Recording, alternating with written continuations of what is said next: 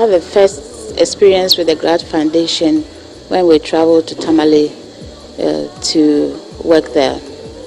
I was surprised by the number of patients needing help to give them some relief, some normalcy in their life. I was overwhelmed by the number of patients that we saw. And even for me as a medical person, I was so surprised, so shocked that so many people were living with so many deformities that was making life impossible for them. This gave me the conviction that anytime the foundation was going anywhere, I would leave everything I was doing and try to help with my little thing, with whatever little I have, to help the team bring whatever relief these patients were seeking.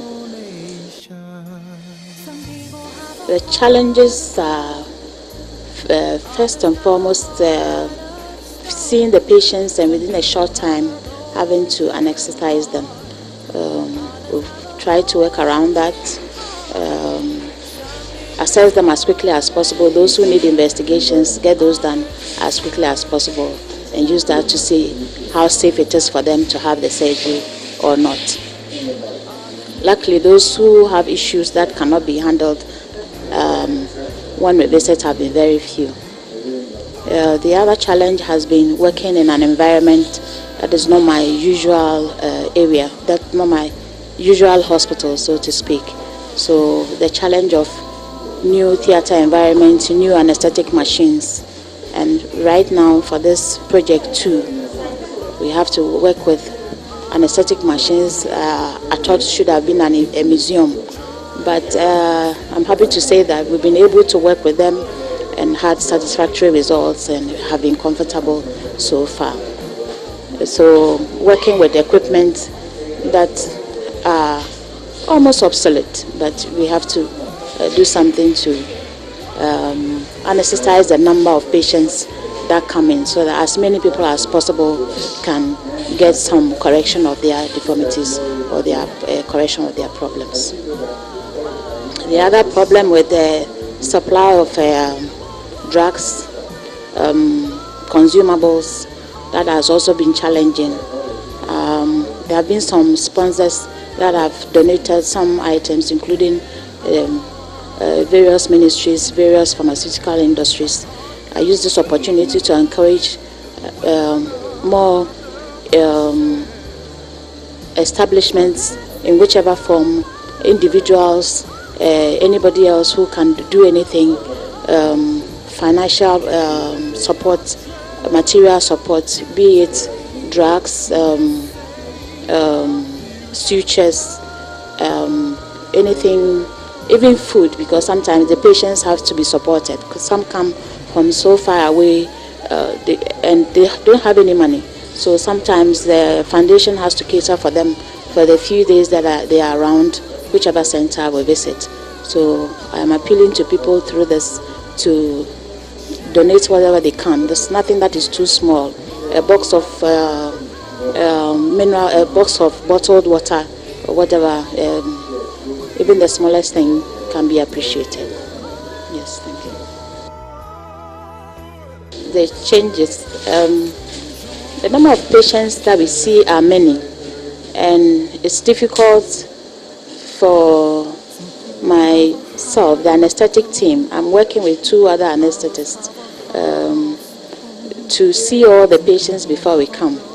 We'll try that when the screening is going on, maybe we can go along with the surgeons to do the anesthetic screening as well. That will bring less stress to us.